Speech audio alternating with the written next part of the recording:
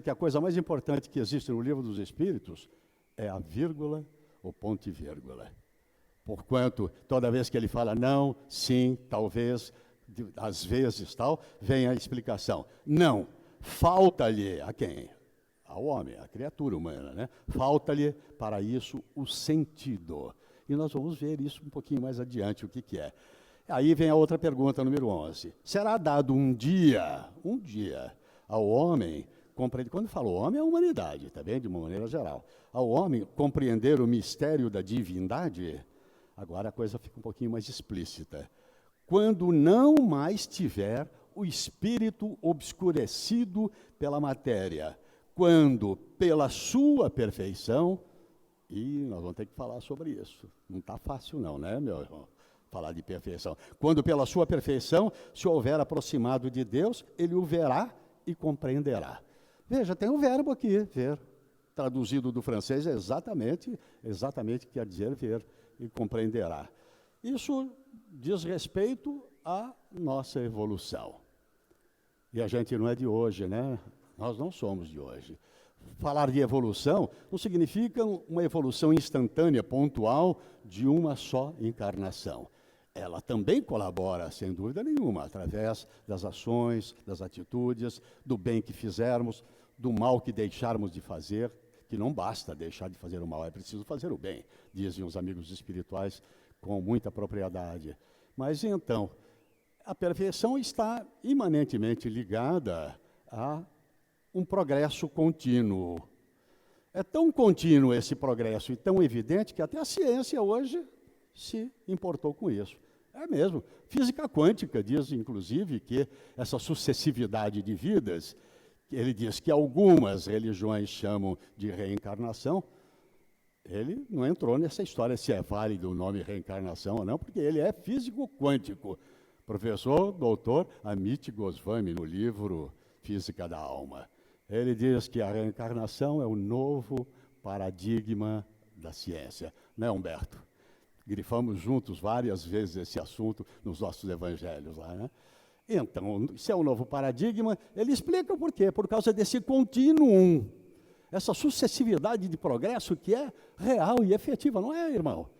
O progresso é a olhos vistos. É lento e gradual, mas ele existe. Há bilênios que a gente vem desenvolvendo. Quando eu falei a gente não é de hoje, e agora eu usei, cabe o conceito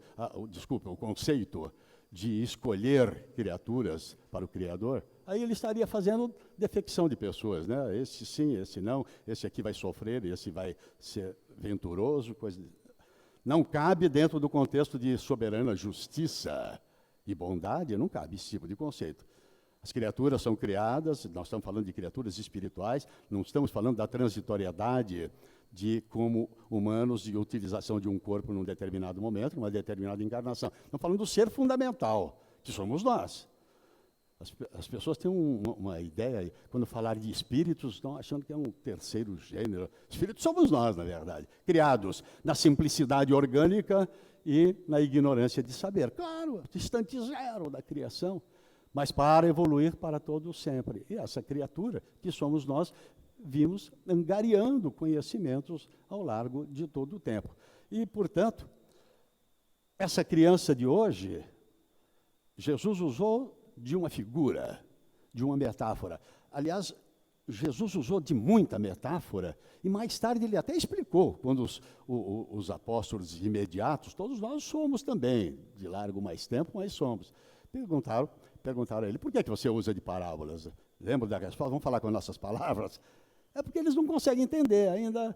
Na verdade, eles não estão em tempo de comer comida mais densa, mas sim ainda ter papinha em termos intelectuais, intelectivos. E era isso mesmo.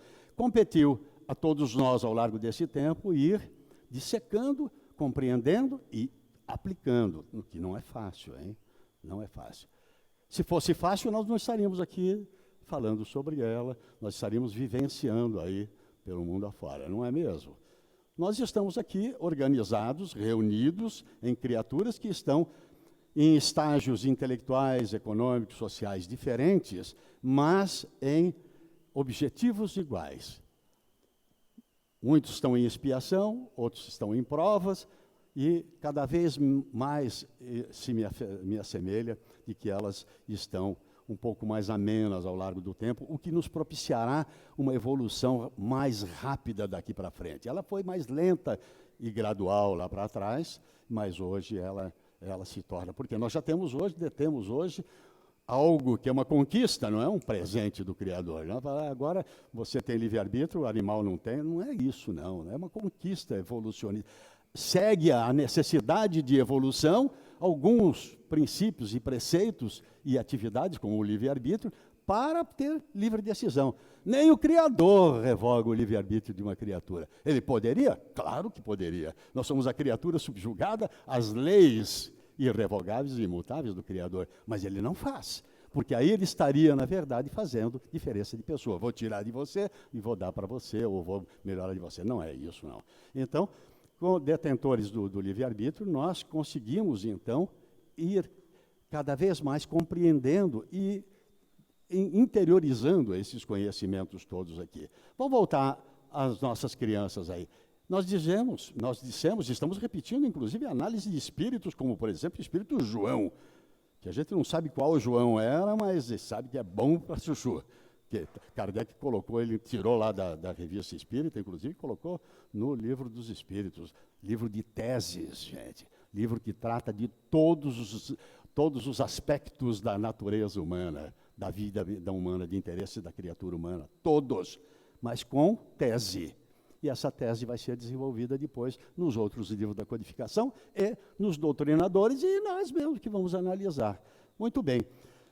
Acontece que essa nossa criança, ela está num estágio em que o mundo está ainda fornecendo a ela os elementos de socialização, de compreensão, de entendimento e, sobretudo, de ética e moral, que é o verdadeiro contexto e instituto da família. Esse é o verdadeiro, de passar para a criatura os conceitos de ética e moral sem nada de grandes profundidades, nada, com ações, com atitudes e até com repreensões. Não estão falando nada de palmada, porque aí a Xuxa fica de mal com a gente, não é verdade? Mas não estou falando disso, estou falando de repreensão, que é colocar no devido lugar uma coisa que está erroneamente colocada pela criança. Mas essa é a nossa criança. Nós temos crianças irritantes, crianças irritadas, nós temos pais despóticos com essas crianças, nós temos pais que liberou geral, temos crianças normais, que vão à escola, umas sofrem bullying, outras praticam bullying, a maioria, na verdade, entra num contexto social, de amizade e de desenvolvimento. Então, essas criaturas que somos nós ontem, essas criaturas, então, como é que é essa história de eles, na verdade, com relação, estariam apropriados ao reino dos céus? Então, vem a explicação lógica e clara desse assunto aí. Jesus não falou, eles são os donos, eles são as criaturas donas ou proprietárias ou afeitas ao reino dos céus. Ele diz, as criaturas que se lhe assemelham. Ele não está falando mais das criaturas, das crianças, está falando de todas as criaturas necessitadas, todas as crianças morais, as crianças intelectuais, as crianças sociais que ainda não têm conhecimento do contexto geral de convivência fraterna entre as outras criaturas. A palavra fraterna é importantíssima. Frater quer dizer irmão. Claro, se a gente nós somos derivados da ação do Criador, todos somos criaturas e irmãs, só isso. Agora, não interessa em que país, e língua e religião a gente falou. Então, quando Jesus diz, aqueles que se lhe assemelham.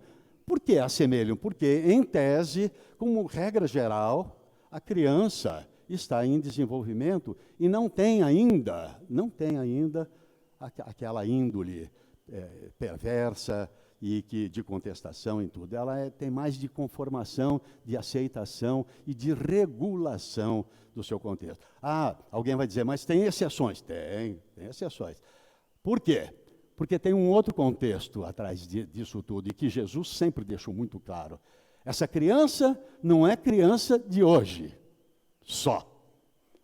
Não adianta mais, não será contestação minha, será análise histórica, fática. Não adiantam as religiões convencionais do nosso passado, de todo o nosso passado. Por isso que eu não vou falar mal de religião nenhuma, vou falar mal do nosso passado, né?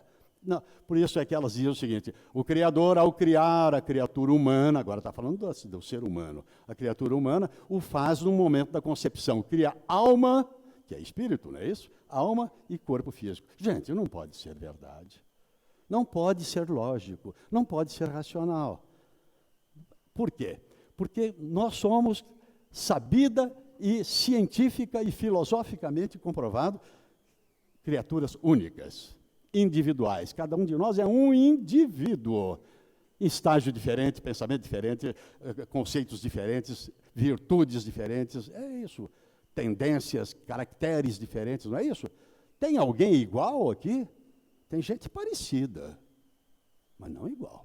Cada um de nós é uma individualidade. Então, se a gente é uma individualidade, isso, na verdade, não pode ter contexto de criação no mesmo instante de alma e espírito, senão nós seríamos clones do Criador. Todo mundo igual, todo mundo parecido, todo mundo pensando igual, não é verdade? Porque é naquele instante que é criado. Mas não. Se a gente tem esse contexto evolutivo que cabe na nossa consciência, que eu agora mesmo falei que a ciência diz que isso é científico, é filosófico e científico, e, portanto, é espírita também. Então, essa criança de hoje, muitas das vezes, a criancinha que está no seu colo aí, minha querida irmã, pode ser um espírito muito mais antigo. Eu estou falando em tese, obviamente, né? Muito mais antigo do que nós mesmos. Então, por isso é que Jesus disse: aqueles que se assemelham nessa bondade, nesse aconchego, na proteção da família. Essas criaturas têm um elo fluídico. Gente, fluido é matéria, sabe? É isso, o pensamento é uma matéria altamente essenciada e que cria um campo de força ali em torno da família, um elo fluídico, criando um campo de força bom, de proteção, de auxílio, de compreensão, de amor. Muitos de nós não soube até exercitar esse amor de maneira mais eficaz, principalmente os homens dessa encarnação, ou os homens de todas as encarnações. Quando nós formos mulheres e o seremos, ou já fomos, nós teremos aí um exercício de amor mais fácil, com o colinho da mamãe. Estou usando a nossa companheira, porque é bem a propósito disso, está dentro do nosso contexto aqui. Então, essa criatura não poderia ser ela, uma criatura de todo o sempre, com relação àquilo que nós conhecemos de sempre, ela não poderia ser já dona do reino dos céus, ou ela ser já habilitada ao reino dos céus, mas sim as criaturas que se assemelham, porque Jesus não estava falando para as crianças. Quando as crianças chegaram, ele foi e impôs as mãos nela. Uma beleza, uma maravilha. Só, não é para eles que estava falando, falou para os apóstolos, para nós, os pós-teros, por isso que a palavra chama pós, que é depois de Jesus. Nós, está falando para nós. Vocês se assemelhem à bondade, à subserviência, ao carinho, ao controle ético, moral e social da família. E você, na verdade, poderá ser, na verdade, digno do reino dos céus. Essa é a colocação sábia. E a lei natural, ela é sábia, e Jesus, na verdade, sabia desse contexto. Queria abrir um parêntese só para falar de Jesus. Nós estávamos numa casa espírita, não interessa onde é, porque senão eu estaria julgando aí, né? Não interessa. Dando uma aula, e num instante da aula eu disse: é o mesmo princípio, o mesmo preceito de aplicação da lei ética e moral, Jesus nos trouxe com uma clareza incrível. Não acabei a frase, uma companheirinha nossa lá do fundo diz: já vem vocês com esse tal de Jesus. E aí parou tudo. O pessoal ficou com vontade de dar uma vaia. Eu senti isso, a vibração no ar, né? Mas não fez isso, não. Aí a moça falou: não é mesmo? E ela, quer dizer, reafirmou. Aí eu, em 2, 3 segundos, eu pedi ao alto que, em primeiro lugar, freasse a minha língua. Em primeiro lugar. Eu sou espiriteiro também, como na vida que a gente vive, né? E aí eu disse: amigos espirituais, vocês estavam conosco, nos auxiliando e até nos colocaram nessa situação. Nos auxiliem, por favor, a responder com fraternidade. Isso coisa de segundos, gente. E veio, na hora. Dá a impressão até que estava ecoando. Eu disse: eu disse por alguém. Coisa do passado? Jesus, coisa do passado? Jesus é do futuro. E aí a moça ficou meio assim, e o pessoal ficou oriçado. E aí veio a explicação, que sem dúvida nenhuma eu fui inspirado pelo alto naquele instante, porque a espiritualidade conhece as minhas, na verdade, as minhas tendências, sabe que eu falaria, você não é espírita, coisa nenhuma, tal, né? Mas aí veio a explicação, realmente. Jesus só pode ter vindo do futuro, porque na época em que ele vivenciou conosco, para dar um divisor de águas no aspecto do conhecimento moral, é isso, da criatura, dividiu o mundo antes e depois dele, ele trouxe conceitos que, obviamente, ninguém, nada, nem sabia, só podia estar no nosso futuro, ou seja, um futuro avançado, de mundos mais avançados. Toda vez que a gente fala em futuro, é algo que está à frente que nós vamos alcançar. Sem dúvida nenhuma, o futuro existe. Ele existe. E, portanto, nós vamos chegar a ele. Não vou fazer propaganda do meu livro, É Possível Prever o Futuro, a doutrina espírita, está lá na livraria. Ele responde. Mas então, aí alguém me assoprou. Diz para ele o que Jesus fazia. Jesus criava, na verdade, um campo de força, dominava a matéria a ponto de criar fenômenos de bilocação, bicorporeidade, de estar em lugar ao mesmo tempo. A dupla vista, que é a expansão perispiritual, a questão lá dos cardumes que ele reuniu, ele não foi lá e abraçou nada, foi através de criação de um campo de força, de levitar, andar sobre águas, de olhar o corpo físico, o que hoje chamam de aloscopia. Ele trouxe do futuro a visão em que ele entra dentro do corpo físico e veja quais são as células malsãs, para substituí-las por células sãs. É isso. Descobrir fenômenos, na verdade, que não são de morte. Levanta-te, a pessoa não está morta. Quantas vezes Jesus não fez isso? Então, eu concluí. Viu só? Ele veio do futuro, então. Vamos agora trazer para nós, para o futuro. Eu fecho esse parênteses para ver como, felizmente, isso não é uma intervenção indevida daquela nossa, então, se tornou definitivamente aluna. Não, não foi. Isso foi, a espiritualidade diz, pergunta porque esse negócio é muito bom. Isso é ótimo para que todo mundo, inclusive o palestrante, no caso lá era o professor, era a aula, para que ele se conscientize dessa existência. Muito bem. Nós falamos que a pureza ela é inseparável da simplicidade. E a gente viu a simplicidade com que Jesus usou e utilizou aqui. Pureza, para a época em que Jesus viveu, ele foi obrigado a centenas de vezes violar princípios, preceitos, mística nossa, como povos da época da Palestina, os judeus de então, porque o conceito de pureza daquela época era completamente outro, não era verdade? Quantas vezes era obrigado a lavar a mão e inclusive os pés para entrar no templo? Quantas vezes foram criticados, o próprio Jesus foi criticado porque partiu o pão antes de lavar as mãos. Ninguém tocava a outra criatura que tivesse qualquer tipo de enfermidade. Não tocava. Por quê? Porque era criatura impura. É isso. Até mesmo na hora de tocar as vestes de Jesus, alguém tocava assim, de maneira rápida e para não ser percebida. Vocês lembram de uma passagem em que a criatura dizendo que tocando a veste de Jesus ele se curaria? E Jesus disse, algo saiu de mim, lembram disso? Os fluidos, na verdade, que envolviam a criatura, não é mística, nem mágica. Não, Jesus não era um mágico, na verdade. Uma criatura de antes, que sabia da aplicação da lei natural em todos os sentidos. Então, eu queria me valer. Adoro determinadas criaturas da literatura mundial normal, como adoro, como espírita, a literatura oriunda, advinda do nosso querido Emmanuel. Que espírito extraordinário que vivencia o nosso dia a dia. Não está lá em páramos altos dizendo não me toques, nada disso. Nada. Está conosco sempre.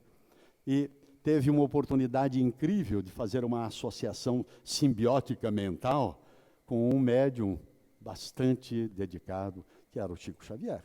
Também nada de endeusar, ela era uma criatura normal.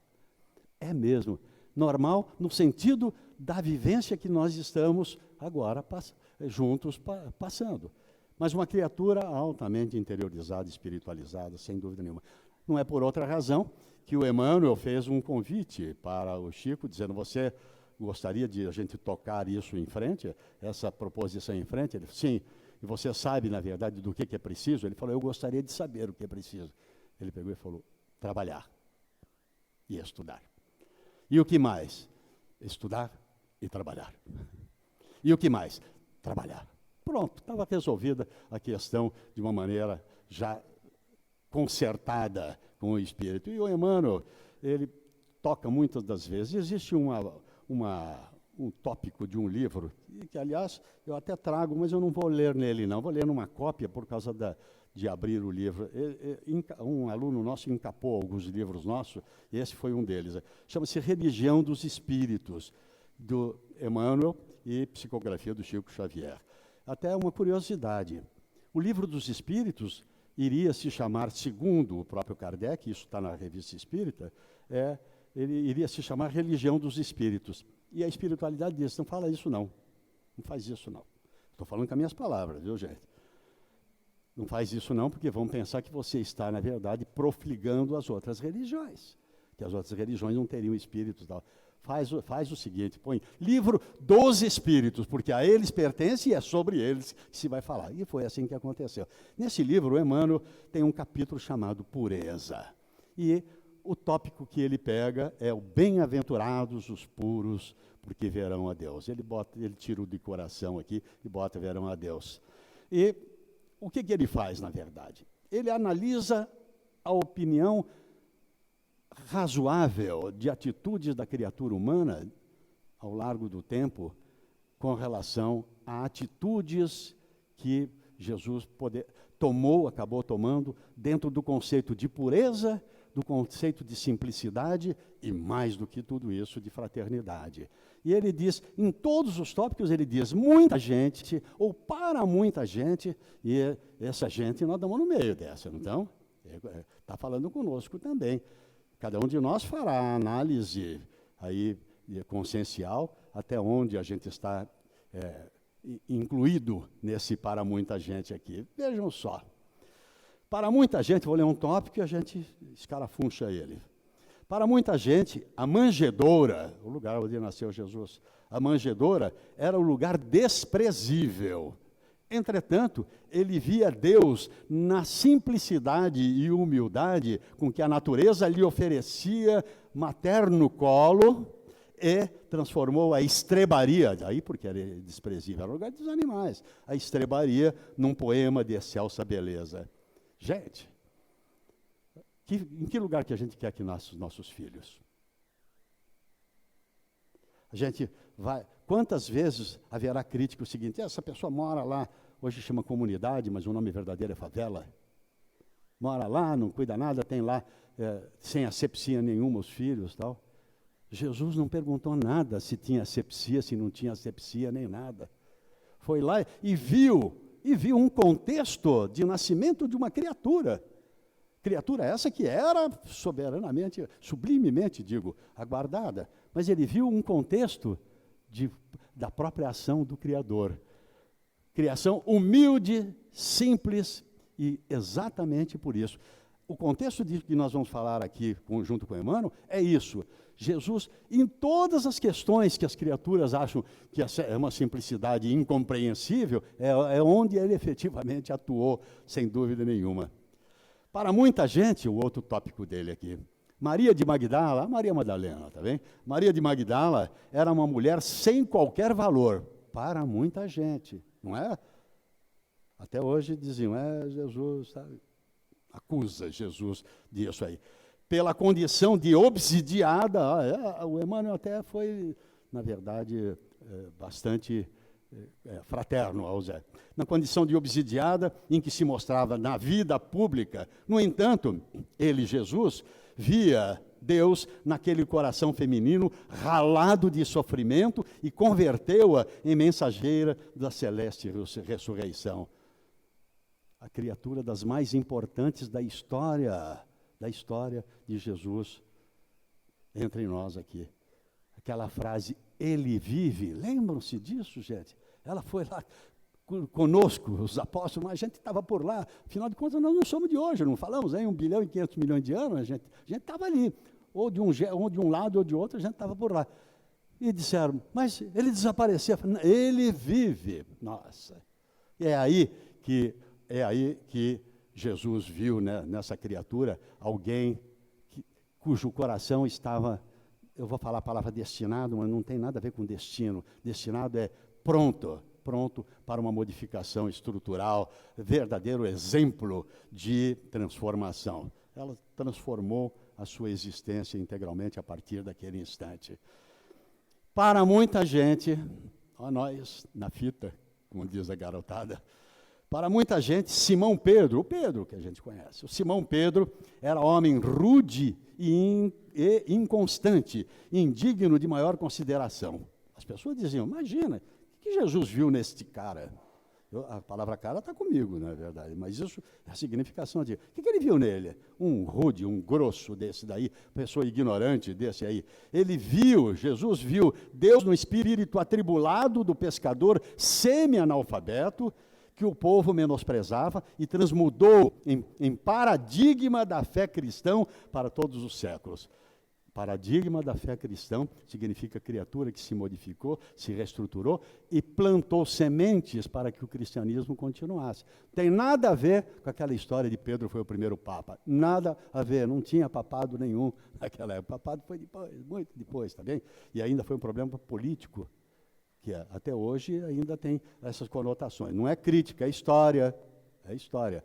Deixa o Papa ser bom, ser útil, as pessoas confiarem, não há problema nenhum. Tá bem? É até bom, porque enquanto as criaturas estão preocupadas com isso, não estão preocupadas com outras bobagens, drogas, etc. É isso, tá bem? Muito bem. E Judas, hein? Para muita gente, Judas era um negociante de expressão suspeita. É verdade, ele adorava um dinheiro, né?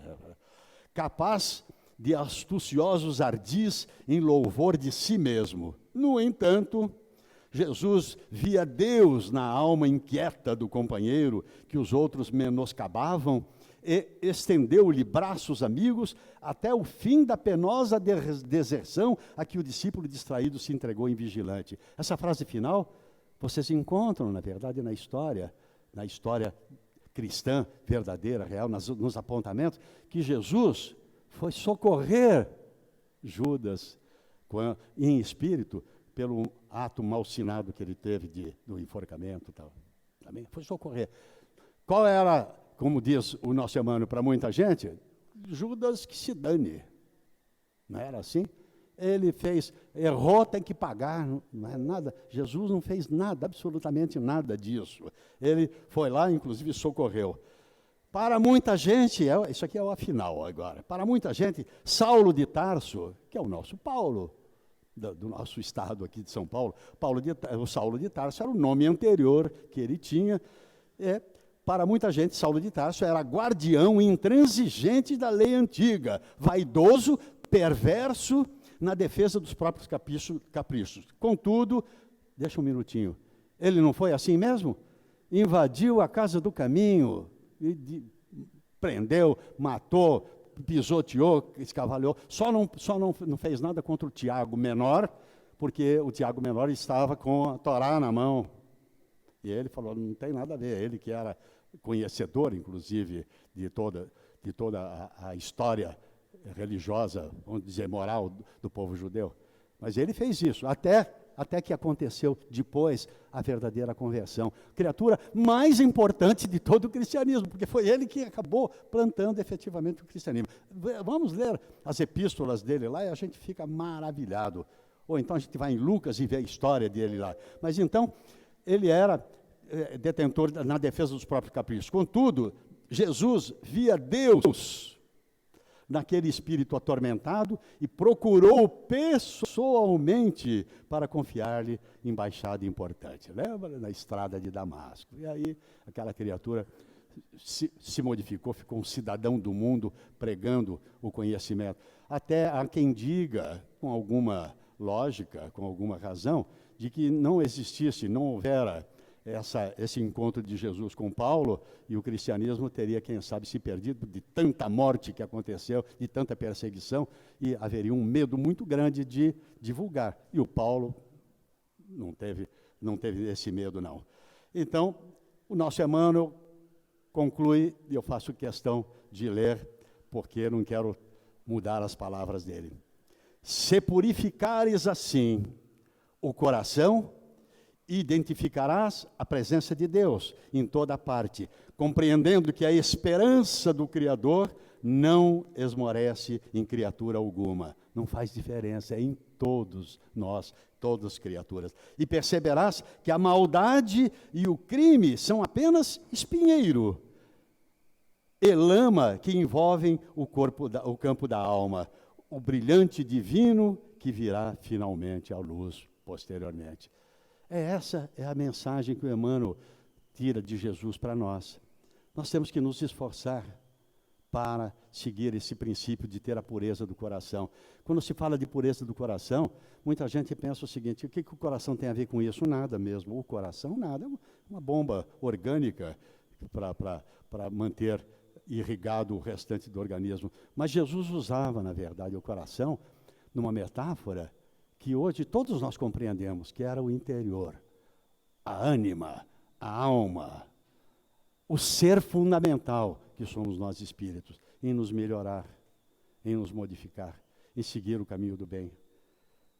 E para nos assemelharmos às crianças que já fomos, inclusive, nas atitudes, nos pensamentos éticos e morais e, portanto, na maneira de participar na própria existência. É isso.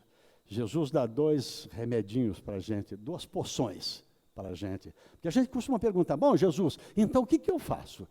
Basta eu ir lá no semeador e eu tomar minha água fluidificada, tomar o meu passe, escutar uma palestra? Jesus iria dizer: não basta. A água fluidificada é uma maravilha extraordinária de elementos físicos para a recomposição física e perispiritual. Maravilha. Assim como o passe é um reorganizador fluídico também da criatura, que recompõe e atinge, inclusive, vai mais longe, a consciência, a mente da criatura, do ser fundamental chamado espírito. E ouvir palestra é reflexão. Nós aqui estamos reflexionando. Eu estou falando sozinho, mas todos nós estamos na mesma sintonia. Todos nós estamos. E é para isso que serve a palestra. Eu costumo chamar não de palestra, mas de reflexão conjunta. É para isso que serve, para manter a atenção. E então, essa interiorização nossa, ter a certeza de que aquilo que nós fizermos na casa espírita, em qualquer casa religiosa, a religião que não melhora a criatura não pode envergar esse nome de religião. Não pode. Não deve. Porque religar é no aspecto de bondade, de justiça, de fraternidade, de amor por si e pelas outras criaturas. Aí se ligando, então, em coração, como puro de coração, se ligando ao Criador. Religando ao Criador. Esse é o convite que essa lição de hoje nos traz, principalmente analisando a criança, quem se assemelha a ela, e nós íamos falar das 2 poções, não é isso? Quase que passa batido isso, que Jesus diz. A gente pergunta para ele: como é que eu faço, Jesus? Não fica com conversa mole com Jesus. Ó vós, cuja luminiscência que encapela os mares das procelas que se engalanam. Gente, isso é conversa mole. Fala para Jesus, o que eu faço? Porque ele é criatura de altíssima esfera, mas criatura também, e compreende a nossa maneira de perguntar, tá? Vou abrir um outro parênteses. Uma casa espírita da Lapa, uma mãe trouxe um filho com problema de droga, que disse que ele gostaria de ir lá e falar com Jesus. E ela trouxe, eu estava presente lá, e o Gregório, que é o presidente da casa, falou: vai entrar nossa irmã com o menino de sandália, muito acabado, olheiras profundas, muito drogado realmente. Ele entrou, ela falou: olha lá, Jesus, tem uma figura de Jesus no caminho de Damasco, que é, o centro chama Caminho de Damasco, que está impondo mão. Ela falou: olha lá, Jesus, fala com ele. Ele abriu assim as pernas, gente, desculpe eu fazer esse gesto aqui, e disse: ô meu, o bagulho roxa. Está vendo? Choradeira geral, gente, porque essa é a prece possível para aquela criatura, mas que calou fundo, sem dúvida nenhuma. Então, gente, Não ficamos com nada. Jesus, o que eu faço? Orai e vigiai. 2 porçõezinhas. Não é rezar, orar. Sair de si e ter a humildade de pedir socorro para as suas mazelas, para os seus problemas, para ter a mente aberta, a lucidez de você resolver o que você criou. Nós não somos castigados pelo Criador, gente. Nós somos autocastigados, nós somos vítimas das nossas próprias ações. A gente, a cada um segundo as suas obras, Jesus disse, que é aquilo que eu tinha dito, que a menina contestou lá, a garota contestou, a cada um segundo as suas obras. Obras de quem? Suas. E você é escravo, é uma figura de escravo das obras boas e das obras ruins, para poder seguir em frente, não é verdade? E orai, pede socorro. 90% da maior prece ensinada por Jesus, que quase todas as religiões seguem, maravilha, extraordinária, qualquer que seja o nome que dê a ela, mas na verdade é a oração dominical, 90% dela, mais ou menos, é pedido, gente. É que Jesus sabia que nós somos criaturas que necessitam de socorro. Agora, quando a gente quer socorrer alguém, a gente vibra, é diferente. Você emite pensamentos, cria um campo de força favorável e atinge favoravelmente a outra criatura. Agora, a prece você pede o socorro devido e agradece depois, louvando o Criador pelo benefício dado. Muito bem, e o que é vigiar? As criaturas ficam, eu vou vigiar, não vou nessa religião não vou naquele templo, não vou naquele terreiro, não vou naquele centro, não vou naquela igreja, tal. As pessoas ficam vigiando os outros, até as roupas, né? Aquele cara se veste de tal maneira, eu não quero nem saber dele, estou lá no semeador. Não é isso, é vigiar, na verdade, as próprias ações, viajar os próprios contextos interiores e reformular-se. Para terminar, eu prefiro terminar com Emmanuel antes da nossa prece final. Gente, diz ele, e aprendendo, e servindo, ajudando e amando, passarás na terra por mensagens incessantes de amor, ensinando os homens que te rodeiam a converter o charco em berço de pão e a entender que mesmo nas profundezas do pântano podem surgir lírios perfumados e puros para exaltar a glória de Deus. Purifiquemo-nos, portanto. Por enquanto, paz a todos.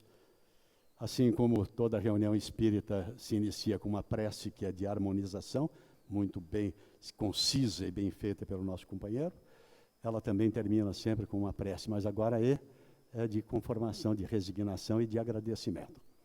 Porque fechar os olhos não é por mística, não, nem por dogma, nem nada. É simplesmente porque a gente, pelos olhos da alma, né, que são os olhos físicos, a gente não fica perdido no tempo e no espaço e se interioriza. Eu convido a todos nesse instante. Será fácil nós pedirmos aos amigos espirituais desta casa que nos assistem, que nos conduzam nesse instante final em prece. Como também é fácil nós evocarmos os nossos espíritos amigos, guias, familiares, protetores, para, nesse instante, nos auxiliar na despedida. Fácil ainda maior, de maneira maior, é pedirmos a Jesus que nos embale nesse instante com o seu farol incrível que abriu as comportas, as estradas do nosso conhecimento dentro da ética e da moral. Porque todos eles nos auxiliarão agora, sim, a nos direcionarmos ao Criador, a Deus, para agradecer a Ele por sermos a criatura que somos hoje, pela jornada que tivemos de evolução ao largo do tempo, pela possibilidade de compreensão das palavras, palavras imortais das criaturas que seguiram, que nos levaram para o caminho do bem com o amorável Mestre Jesus, e pela possibilidade de estarmos juntos aqui, vivenciando o mesmo clima fluídico do bem, de fraternidade e de amor. E pedimos, Pai de misericórdia amantíssimo, Senhor da vida, que nos permita levar para os nossos lares, para o convívio social nosso amigo e até para os redutos de trabalho durante a semana, os fluidos que aqui tivermos recebido e a assistência a que fizemos jus. Despede-nos em paz, Senhor, com a tua graça, graças a Deus. Tá? Obrigado. Obrigado.